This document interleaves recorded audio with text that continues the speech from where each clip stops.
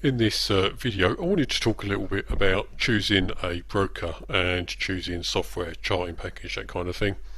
It's a subject what I get asked about a lot, and people ask me if I can give recommendations, and the short answer is no, I can't. And there's a very good reason for that. Basically, the reason is that what's right for one person isn't necessarily right for someone else. So I want to just cover off why that is and how you can go about choosing the right broker and the right software for you. So software and brokers are in fact a lot like cars, and in the same way that there are lots of different types of cars, there are lots of different types of software and lots of different types of broker, and there's a very good reason for that. All cars do basically one thing, and that is that they get you from A to B. You get in the car, you drive off, and you finish at the end of your journey, hopefully at your destination. And it doesn't matter if you're driving a Lamborghini or a Range Rover or whatever it might be, the car's going to get you from A to B. So why are all these different types of cars on the market? Well, basically because not all journeys are the same. If you're driving along on a nice flat straight tarmac road like this, then why not use a car like this? Perfect for the job, get you there in style and very quickly, no doubt as well. But if you're going for a rumble in the jungle, then obviously the Lambo ain't going to do it for you, and you're going to be looking at something like this. So not all journeys are the same, and there are different cars to cater for different types of journey. And in the same way, not all trades are the same. There are stock trades, forex trades, day trades, swing trades, long-term trades. So horses for courses, different cars for different journeys, different brokers and different software for different types of trade.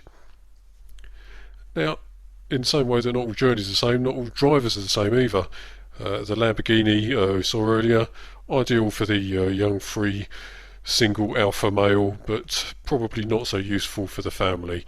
They're more likely to be riding around in the ubiquitous MPV or people carrier. And in the same way that not all drivers are the same, not all traders are the same either. Some traders will have particular requirements. You can't just lump all traders into one big group and say that they need the same thing. So let's have a look at some software considerations then, knowing that what is right for one person ain't necessarily right for another. What sort of thing do you need to think about when you're choosing the software that's going to be right for you? First thing, and I'm talking primarily about charting software here obviously, is kind of chart attributes themselves. Things like the chart style, whether you want bar charts or candlestick charts. Most software provides all of these kinds of things, but obviously it's important to know up front what style you prefer and to make sure that the software will provide that style. And same thing with time periods. If you most software will let you configure the time period of the bars or the candles, if you want 1 minute, 5 minute, 10 minute or whatever. But some software will let you pick that from a predefined list, other software will let you define whatever you want. So if you happen to be trading a particular strategy that requires 7.5 minute bars and the software don't support it, then obviously that ain't going to work for you. And in time periods, I include tick charts in that as well. Some software will support that, some won't. And obviously if tick charts are your thing, then you need to make sure that the software that you're looking at is going to support those. Other very important thing is indicators. Anyone who's read my course will know that I don't particularly use indicators, only a single moving average, which most chart packages will support. But if indicators are your thing, if you've got complicated formulas or you like to put on, RSI, CCI, stochastics, Bollinger Bands, and whatever else it might be that you want on your chart, you need to know that the package is going to support them, and that not only that it has those indicators, but that it will let you put as many as you need on a chart in one go. Data feeds, very, very important consideration. Almost counts as software in itself. Some charting package will come with its own data, and some charting packages will let you choose what data feed you want to use. Now, all the data ultimately comes from the same place, which is the exchange in question. Forex is slightly different because there is no central exchange, but generally speaking, if you're trading NYSE stocks, then that data is coming from the NYSE exchange. Same for Nasdaq and so on. So first of all, you need to make sure that the package you've got has the ability to get the data that you want and in the format that you need, and then you need to look at where that data is coming from. Is it coming directly from the charting provider, or is it coming from a third party? And if it's coming from a third party, then is that third party reliable? Are they going to be around for a while? And if anything should happen to them, will you be able to get that data elsewhere? So data feeds, very important consideration. And connectivity is another consideration, less important than data feeds, but some people will want their charting package to connect directly to their broker so that they can fire off orders from the chart, or indeed connect it to other third-party software, robot trading software, or analysis software, that kind of thing. So you may well need to consider connectivity when you're looking at the software that you want to use.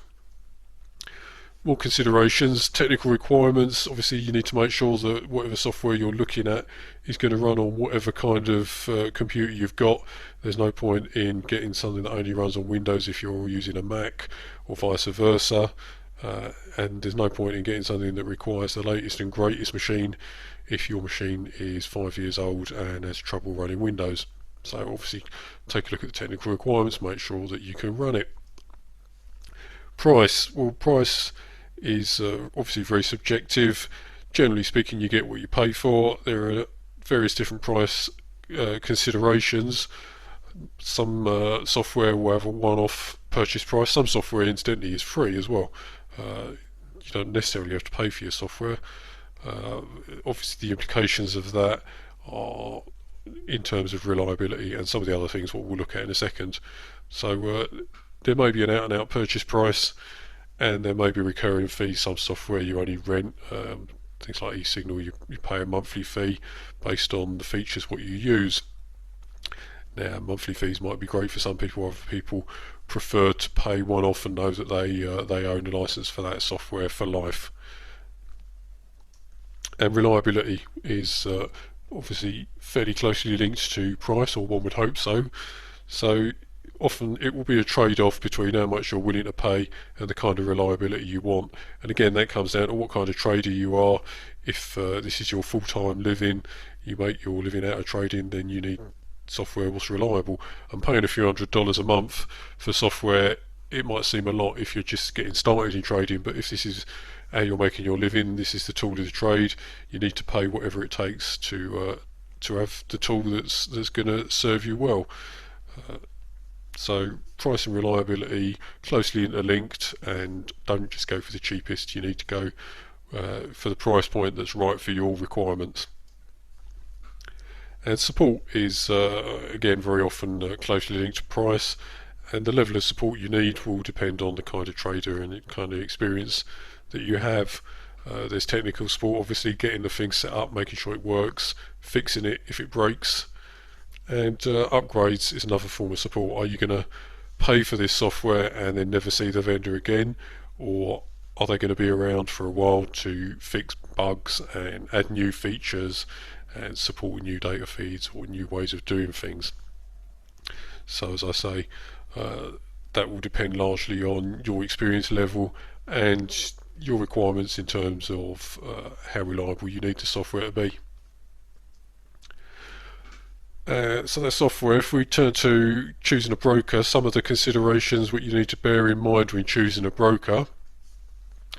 Obviously the instruments available, do they offer what it is you want to trade? No point going with a forex broker if you're looking to trade stocks, or a stockbroker if you want to be trading index futures or whatever. Some brokers will offer the whole lot, and that may be